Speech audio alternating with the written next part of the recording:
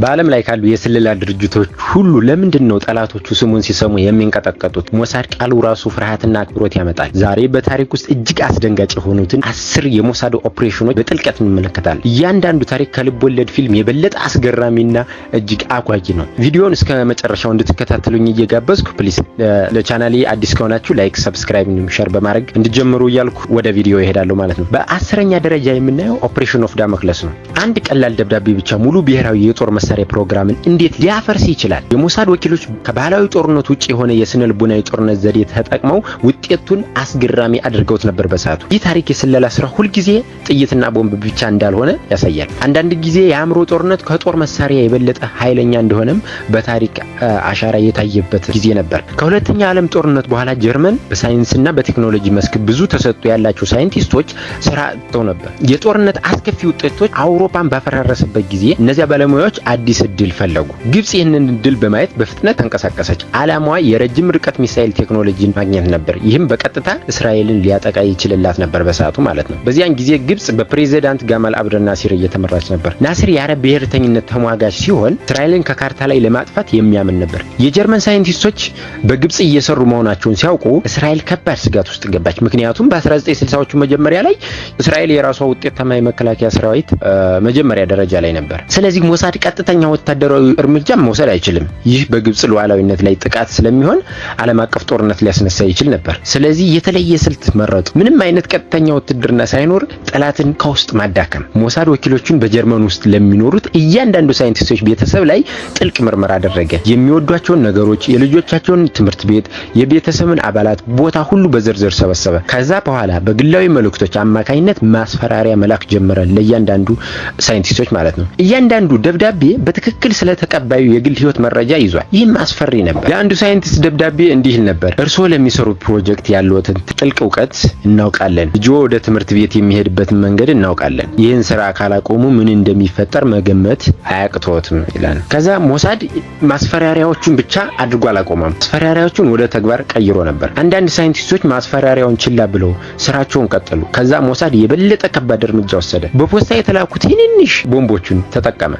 በፖስታ ውስጥ የሚላኩ ትንንሽ ሌተር ቦምቦችን ተጠቀመ። ቦምቦች በጣም በጥንቃቄ ተሰርተው ነበር። ሰውን ለመግደል ሳይሆን ለማስፈራራትና ጉዳት ለማድረስ የታሰቡ ነበሩ። በዚህም ምክንያት የአንድ ሳይንቲስት እጅ ተቆርጦ ነበር። ይህ መልእክት ግልጽ ነበር: ከኛ ጋር አትጫወቱ።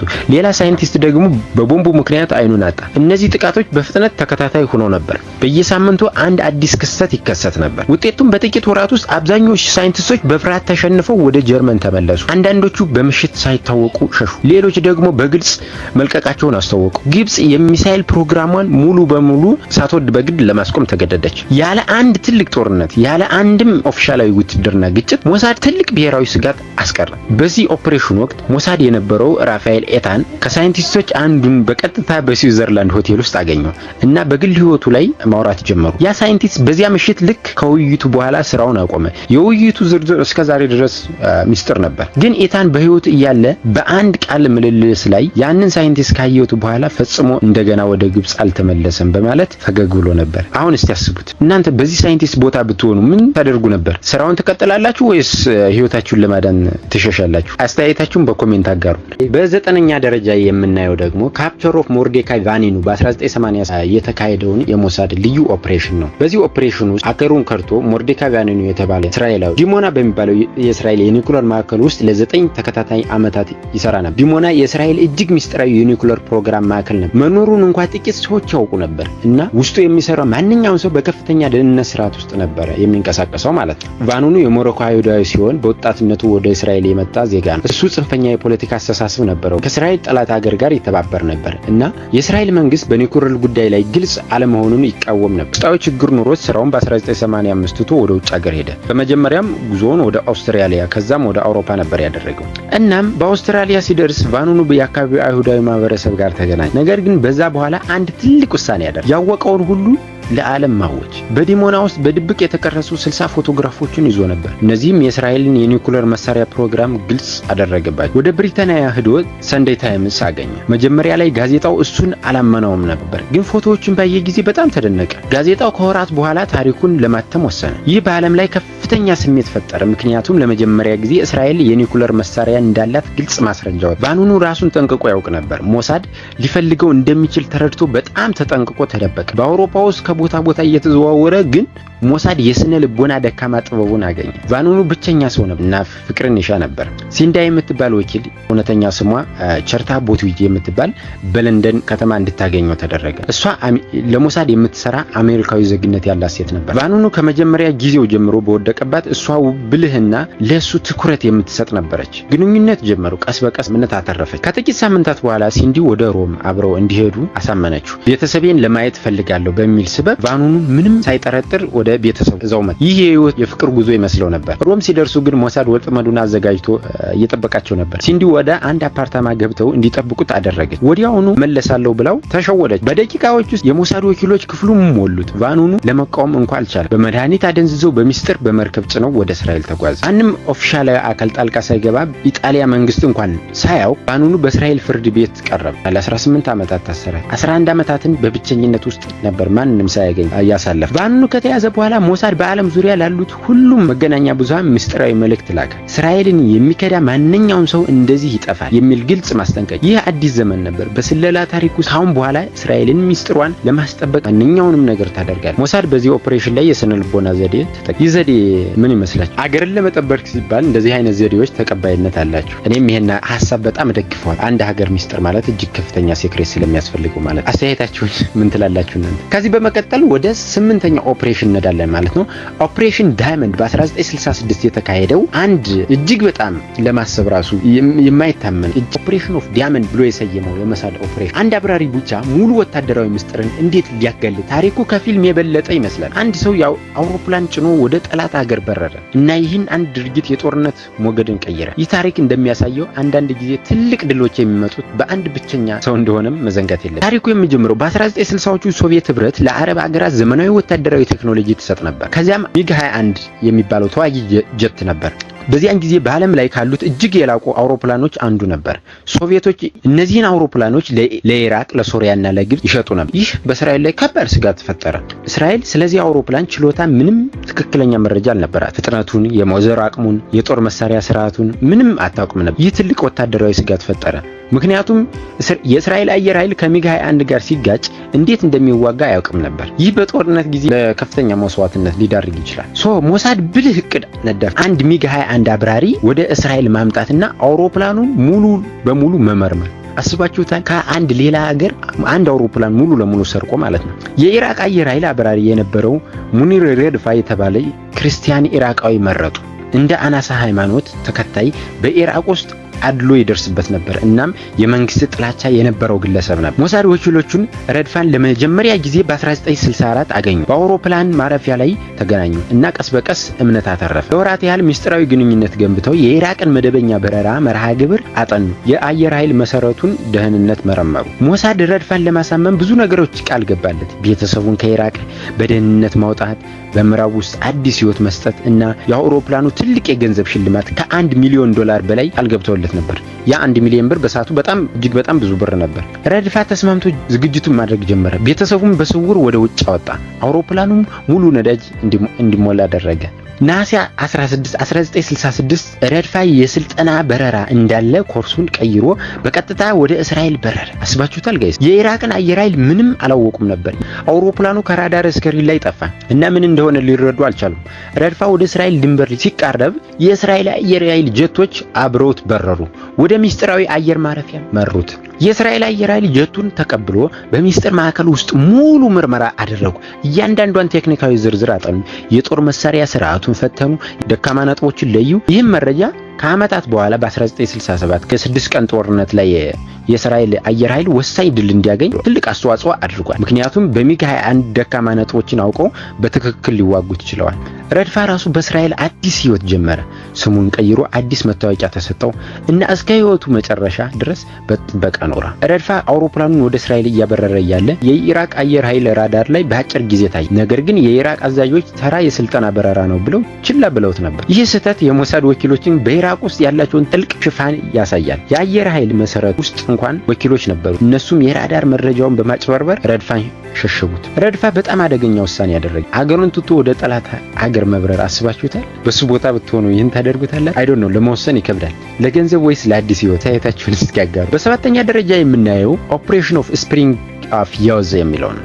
ይህ እጅግ አስደናቂ የሞሳድ ኦፕሬሽን ኮማንዶዎች በሴቶች ልብስ ተከናንበው ወደ ጠላት ከተማ የገቡበት በጣም እጅግ አስገራሚ ትዕይንት ነበር። የሞሳድ ኮማንዶዎች የሴት ልብስ ለብሰው ተከናንበው ወደ ጠላት ከተማ የገቡበት። ለምን ይህ አስፈለገ? የእስራኤል ኮማንዶዎች በቤሩት መሃል በሶስት የተለያዩ ቦታዎች በተመሳሳይ ጊዜ ጥቃት ሰነዘሩ። ይህ በስለላ ታሪክ ውስጥ እጅግ የተወሳሰበና ድፍረት የተሞላበት ኦፕሬሽን ነበር። ታሪኩም የሚጀምረው ከሙኒክ ኦሎምፒክ ጭፍጨፋ በ1972 በኋላ እስራኤል የፍልስጤም ነጻ አውጭ ንቅናቄ ፒኤልኦ ከፍተኛ አመራሮች ላይ ትኩረት አድርጋ ነበር። በቤሩትና በሊባኖስ በጣም በጥብቅ ደህንነት የሚጠበቁ ህንጻዎች ውስጥ ይኖሩ ነበር። ሞሳድ ለዚህ ኦፕሬሽን ወራት ሙሉ ዝግጅት አደረገ። የእያንዳንዱ አመራር ቤት ካርታ አዘጋጀ።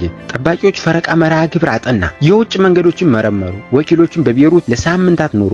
እንደ ቱሪስቶች ሆነው፣ እንደ ነጋዴዎች ሆነው፣ እንደ ተማሪዎች ሆነው ተደብቀው እያንዳንዱ መውጫ መግቢያ ያጠኑ ነበር። ከዛም ኤፕሪል 9 1973 ምሽት ላይ የእስራኤል ልዩ ኃይል ወኪሎች በጀልባ ወደ ቤሩት የባህር ዳርቻ ተጠጉ። ከነሱ መካከል የወደፊት ጠቅላይ ሚኒስትር ኤሁድ ባራክ ይገኝበታል። እሱም ከኮማንዶዎች መካከል አንዱ ነበር። አስባችሁታል? የተወሰኑት የሞሳድ ኮማንዶዎች የሴት ልብስ ለብሰው ረጃጅም ቀሚስ፣ የሴቶችን ጫማና ዊግ አድርገው በጎዳናዎች ላይ ያለምንም ጥርጣሬ ተጓዙ። ይህ ተንኮል ጠባቂዎችን ለማዘናጋት የተደረገ ነበር። ጠባቂዎቹም ወንዶች ይሆናሉ ብለው በፍጹም አልገመቱም ነበር። ጥቃቱ ሲጀምሩ ወደ ተመረጡት አፓርትመንት ደረሱ። በተመሳሳይ ጊዜ በሶስት የተለያዩ ቦታዎች ጥቃት ሰነዘሩ። በደቂቃዎቹ ሶስት ዋና አመራሮች ከሟቾች መካከል መሐመድ አልናጅር፣ ከሚል አድዋንና አቡ ዩሱፍ ይገኙ። ወኪሎችም ያለምንም ጉዳት ወደ ጀልባቸው ተመልሰው ወደ እስራኤል ተመለሱ። ይህ ኦፕሬሽን የሞሳድን ትክክለኛነትና ፈጣን ውሳኔ አሰጣጥ ወታደራዊ ብቃት ለዓለም አሳየ። ይህ ኦፕሬሽን በተደረገበት ምሽት የቤሩት ፖሊስ ሙሉ ፍለጋ ማድረግ ጀመረ። ግን ሞሳድ ወኪሎችን በተመሳሳይ ጊዜ ሌላ ቡድን በቤሩት መሃል ትልቅ የመኪና አደጋ እንዲፈጠር አድርጎ ነበር። ይህም የፖሊስን ትኩረት ሳበ። ይህ ዘዴ ሞሳድ ወኪሎቹ ሳይታወቁ እንዲያመልጥ አስችሎት ነበር በሰዓቱ ማለት አስበቻችኋል። ከዚህ በመቀጠል የምንሄደው ኦፕሬሽን ኦፍ ወርዝ ኦፍ ጋድ ለሚባለው በ1972 እስከ 1988 የፈጀው ለተከታታይ 15 ዓመታት በላይ የፈጀ አደን ነው። ግን ውጤቱ እንደታሰበው ንጹህ አልነበረም። ከ15 ዓመት በላይ የዘለቀ ዓለም አቀፍ አደን ከአውሮፓ እስከ መካከለኛው ምስራቅ፣ ከላቲን አሜሪካ እስከ እስያ ሞሳድ ወኪሎችን በየቦታው ተጠያቂዎችን ያደነበት እጅግ ግሩም ታሪክ ነው። ይህ ታሪክ ውስብስብ እና የተሳቱ ግድያዎች፣ የሞሳድን ስም ያበላሹ ክስተቶች ነበሩ። መስከረም 5 1972 ሙኒክ ኦሎምፒክ ላይ የፍልስጤም ታጣቂ ቡድን እስራኤላውያን አትሌቶችን አግቶ ገኘ። ይህ ዓለምን አስደነገጠ። በቀጥታ በቴሌቪዥን ተላልፎ ታይቶ ነበር። ጠቅላይ ሚኒስትሩ ጎልድሜር ጥልቅ ንዴት ተሰምቶት ሞሳድ ኦፕሬሽኑን ላቀዱት፣ ላደራጁትና ላከናወኑት ሁሉ ዋጋቸውን እንዲሰጥ ቀጥታ ትዕዛዝ አዘዘ። ይህ ኦፕሬሽን ልዩ ነበር፣ ምክንያቱም አንድ ጊዜ ብቻ ሳይሆን ከ15 ዓመታት በላይ የቀጠለ ተከታታይ ተልዕኮ ነበር። የሞሳድ ወኪሎች በአውሮፓ ዙሪያ ጣሊያን፣ ፈረንሳይ፣ ኖርዌይ፣ ግሪክ ተጠያቂያቸውን አንድ ባንድ አድነው መግደል ጀመሩ። ብዙውን ጊዜ በጥይት ወይም በቦምብ ይገሏቸው ነበር። ይህ ግን የሁሉ ተልዕኮ ያለምንም እንከን አልነበረም። በ1973 ኖርዌይ ውስጥ ሞሳድ ወኪሎችን የተሳሳተ ሰው ገደለ። አህመድ ቡቺኪ የተባለ ሞሮካዊ ዌይተር ከሙኒክ ጭፍጨፋ ጋር ምንም ግንኙነት ያልነበረው ንጹህ ሰው ነው። ይህ ስህተት ትልቅ ዓለም አቀፋዊ ውዝግብ ፈጠረ። ብዙ ወኪሎችም ተያዙ። በሞሳድ ላይ ትልቅ ጠባሳ ጣለ። ቢሆንም ኦፕሬሽኑ አብዛኛውን ጊዜ ስኬታማ ነበር። አብዛኞቹ ተጠያቂዎች ተገድለዋል ወይም በፍርሃት ተሸሽገዋል። ግን ይህ ኦፕሬሽን ስለ ሞሳድ ተልዕኮች ውስብስብና አደጋ ትልቅ ትምህርት ይሰጣል። ፍጹምና ሁልጊዜ የተረጋገጠ አይደለም እና እንደዚህ ያሉ ረጃጅም ተልዕኮች ከፍተኛ ስነ ልቦናዊ ጫና ያስከትላሉ። በዚህ ኦፕሬሽን ወቅት የሞሳድ ወኪሎች ከሙኒክ ጭፍጨፋ ጋር የተገናኙ ሰዎችን ለመከታተል አዲስ ዘዴ ፈጥረው ነበር። ለምሳሌ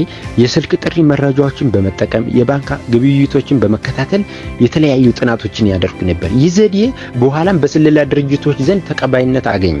ሞሳድ ንጹህ ሰው ገድሎ ነበር በሰዓቱ። ይህ ስህተት ይቅር ሊባል ይችላልን? እንደዚህ አይነት ተልዕኮች ውስጥ የተሳሳቱ ግድያዎች የጦርነት አካል ናቸው ወይስ የሞሳድ ስህተት? አስተያየታችሁን እስኪ በኮሜንት አጋሩ። ከዚህ በመቀጠል በአምስተኛ ደረጃ የምናየው ኦፕሬሽን ኦፍ ኦፔራ በ1981 የተካሄደው የሞሳድ እጅግ አስደማሚ ኦፕሬሽን ነው ማለት ነው። አንድ ሪያክተር ከመጠናቀቁ ጥቂት ሳምንታት በፊት ብቻ ጠፋ። አስባችሁታል? እንዴት? ይህ በስለላ ታሪክ ውስጥ እጅግ አስደናቂ የሆነ የመከላከያ እርምጃና አንድን አገር ሌላ ሀገር የኒኩለር መሳሪያ እንዳታገኝ በመከላከል ረገድ የተወሰደው ድፍረት የተሞላበት እርምጃ።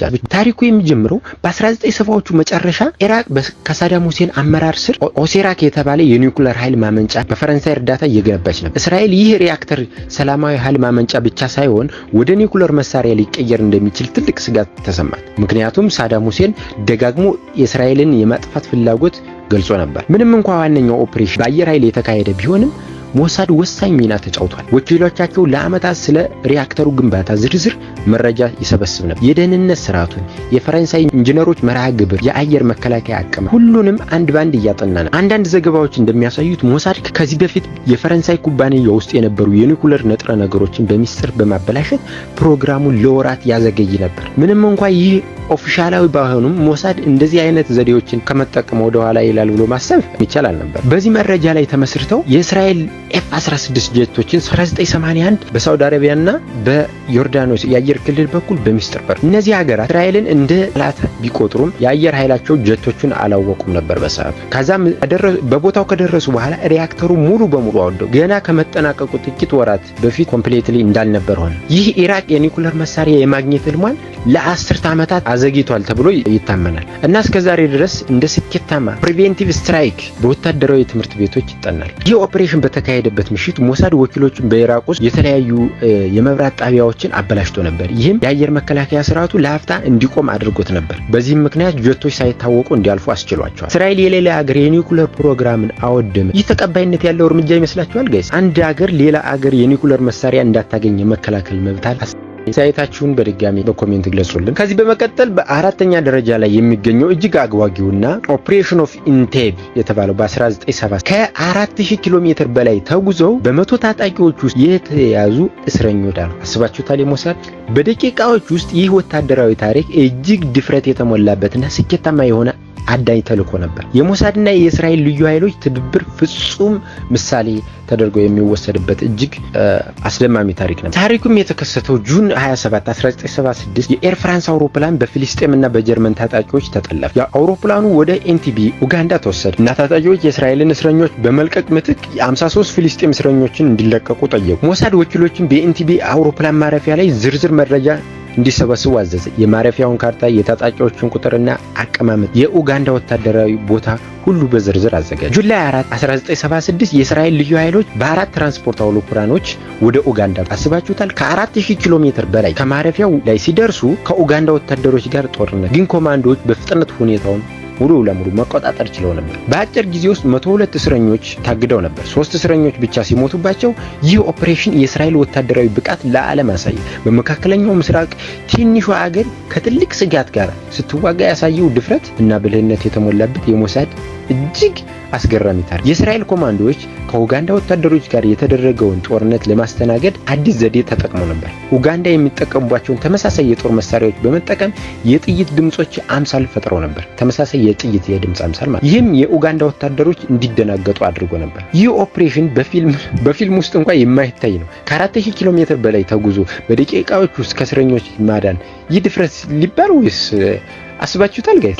አስተያየታችሁን በኮሜንት ግለጹ። ከዚህ በመቀጠል ወደ ሶስተኛውና እጅግ አጓጊ ወደ ሆነው ኦፕሬሽን ኦፍ ሳቫና በተባለው በ1972 ስለተካሄደው ኦፕሬሽን ነው ያለን ማለት። አንድ የተሳሳተ አድራሻ አንድ ሙሉ ኦፕሬሽን እንዴት ሊያበላሽ፣ የታሪክ በስለላ ውስጥ አንድ ትንሽ ስህተት እንዴት አስከፊ ውጤት እንደሚያስከትል ያሳያል። እና ሞሳድ ከዚህ ስህተቱ ምን ትምህርት ነው? በ1960ዎቹ መጨረሻ እስራኤል በሶሪያ የሚገኙ የፊሊስጤም አመራሮችን ለማጥፋት ዋናው ኢላማ የፊሊስጤም ነፃ አውጪ ንቅናቄ መሪ የነበረው አህመድ ጀብሪል ነበር። በበርካታ ጥቃቶች ተጠያቂ የሆነ ሰው ነበር። የሞሳድ ወኪሎች ወደ ሶሪያ ሄደው ለሳምንት ተደበቁ። የጀብሪልን ቤት ካርታ አዘጋጁ። የጠባቂዎች ፈረቃ መርሃ ግብር አጠኑ። ከዛም በኋላ ቦምብ በቤት ውስጥ ቀመጡ። ምንም አይነት የሰው ልጅ ጣልቃ ሳይገባ ኢላማውን ለማጥፋት ነበር ያቀዱት። ነገር ግን የሞሳድ ወኪሎች የተሳሳተ አድራሻ ተጠቅመው ነበር። ቦምቡ በሌላ ሰው ቤት ስር ቀምጠውት ነበር። ጀብሪል ቤቱ ሳይሆን የሶሪያ ወታደራዊ አዛዥ አታሼ ቤት ነበር። ቦምቡ በፍንዳታ ጊዜ በሶሪያ ወታደራዊ አታሼ ቤተሰቦች ጉዳት አደረሰ። ነገር ግን መሐመድ ጀብሪል እስካሁን በሕይወት። ይህ ስህተት የሞሳድን ስም አበላሽ። አንድ ተራ ስህተት ሙሉ ኦፕሬሽኑን ሊያበላሽ እንደሚችል እንደሚችል አሳየ። ሞሳድ ከዚህ ክስተት በኋላ የመረጃ ማረጋገጫ ስርዓቱ ሙሉ በሙሉ አሻሽሏል። ካሁን በኋላ ማንኛውም ኢላማ ከመመታቱ በፊት 3 ጊዜ ይረጋገጣል የሚል መርህ አጸደቀ። ይህ ስህተት በሞሳድ ውስጥ ትልቅ የውስጥ ምርመራ አስከተለ። በዋና መስሪያ ቤት የመረጃ ትክክለኛነት ለማረጋገጥ አዲስ ክፍል ተመስርቷል። ይህም ከዚያ በኋላ ኦፕሬሽኑ በትክክል እንዲተገበሩ አስቻለ። የተሳሳተ አድራሻ ሙሉ ኦፕሬሽን አበላሽ። ይህ ስህተት ይቅር ሊባል ይችላል ጋይስ? በስለላ ውስጥ እንደዚህ አይነት ስህተቶች እንዴት መታገስ አለባቸው? አስተያየታችሁን በድጋሚ ማጋራት ትችላላችሁ። ከዚህ በመቀጠል በጣም አጓጊ የሆነውና አሜሪካንም ጨምሮ በአሜሪካ ሞሳድ አሜሪካ ውስጥ ግድያ የፈጸመበትን አሜሪካዊ ዜጋ ግድያ በስህተት የፈጸመበትን ኦፕሬሽን አሜሪካንም ብትሆን እንደማያፍራት ያሳየ ኦፕሬሽን ሚሚ የተባለው በ1987 የተካሄደውን እናያለን ማለት። ፕሊዝ ጋይስ እስከዚህ ከደረሳችሁ ታሪኩ ተመችቷችኋል ማለት ነው። ፕሊዝ ሰብስክራይብ ማድረግ እንዳይረሳ። ወደ ታሪኩን ቀጥ አንድ የእስራኤል ወኪል በአሜሪካ ውስጥ የተሳሳተ ሰው ገደለ።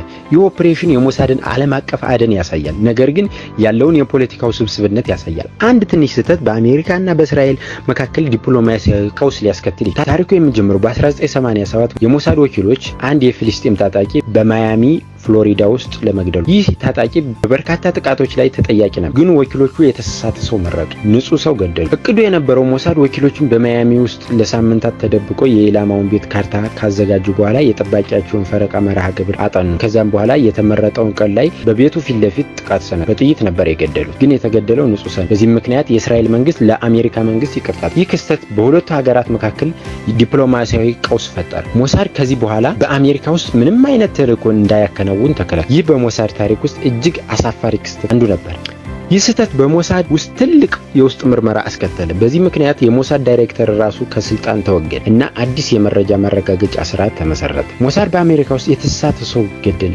ይህ ሁኔታ አስባችሁታል ጋይስ? በስተመጨረሻ ወደ አንደኛውና እጅግ አጓጊ በቀል የተሞላበት የሞሳድ ኦፕሬሽኑ ፋይናል የተባለው ያው ጊዜው በ1960 የተካሄደ ሞሳድን በታሪክ እንዲፈሩና እጅግ ገራሚ ካደረጉ ታሪኮች እጅግ ደማሚ በቀል ከተካሄደባቸው ኦፕሬሽኖች መካከል አንደኛው የሚመደበው ኦፕሬሽኑ ፋይናል የሚባለው። እንግዲህ ይህ ኦፕሬሽን ሞሳድን ለዘላለም ቀይሮት። አንድ የናዚ ወንጀለኛ በደቡብ አሜሪካ ተደብቆ ነበር እና ሞሳድ ወኪሎቹን ወደ አርጀንቲና ሄደው ያዙ። ነገር ግን ይህን ሲያደርጉ ዓለም አቀፍ ሕግን ጥሰው ነበር። ይህ ታሪክ የሞሳድ ጀግንነትና የስነ ምግባር ውስብስብነትን ያሳያል። ታሪኩ የሚጀምረው አዶልፍ ኤክማን የሁለተኛው የዓለም ጦርነት ወቅት የናዚ ጀርመን የአይሁዶች ጉዳይ መፍትሄ ኃላፊ ነበር። በሚሊዮኖች የሚቆጠሩ አይሁዶች ወደ ማጎሪያ ካምፕ በመላክ እና በዛ ታስታውሳላችሁ ሂትለር ምን ያህል እንደጨፈጨፋቸው በጣም እጅግ ዘግናኝ። በሚሊዮኖች የሚቆጠሩ አይሁዶችን ወደ ማጎሪያ ካምፖች በመላክ ላይ ተጠያቂ ነበር። ከጦርነቱ በኋላ ወደ አርጀንቲና ሸሽቶ በስም ለውጥ ተደብቆ ይኖር ነበር። የሞሳድ ወኪሎች በ1960 መጀመሪያ ላይ ኤክማን በአርጀንቲና ውስጥ እንዳለ መረጃ አገኙ። ወኪሎች ለወራት ሙሉ በቡነስ አይረስ ውስጥ ተደበቁ፣ ኤክማንን በስውር ይከታተሉ። ሜይ 11 1960 የሞሳድ ወኪሎች ኤክማን በስራ ሲመለስ አገኙ እና ያዙ። በመኪና ውስጥ አስገቡ እና ለሳምንታት በድብቅ ቤት ውስጥ አቆዩ። ከዛ በኋላ ወደ እስራኤል ያለ አርጀንቲና መንግስት ፍቃድ። አስባችሁታል ጋይስ? ኤክማን በእስራኤል ፍርድ ቤት ቀረበ። በዓለም ዙሪያ በቀጥታ ተላልፎ የታየ ታሪካዊ የፍርድ ሂደት ነበር። ኤክማን ጥፋተኛ ሆኖ ተፈረደ። በ1962 ተገደለ። ይህ የሞሳድ ዓለም አቀፍ ዝና ከፍ አደረገ። ኤክማን ሲይዙ የሞሳድ ወኪሎች አርጀንቲና ውስጥ የሚገኘውን የእስራኤል ኤምባሲ መጠቀም አልቻሉም ነበር። ምክንያቱም አርጀንቲና መንግስት ስለ ኦፕሬሽኑ ባያውቅም የኤምባሲው ግቢ ህጋዊ የአርጀንቲና ግዛት ስለነበር ነው። ወኪሎቹ ኤክማንን ለብዙ ቀናት በግላዊ ቤት ውስጥ አቆዩ። ከዛ በኋላ በሚስጥር አውሮፕላኑን ወደ እስራኤል አጓጉዘው። ይህ ኦፕሬሽን ሞሳድን ለዘላለም ቀየረ።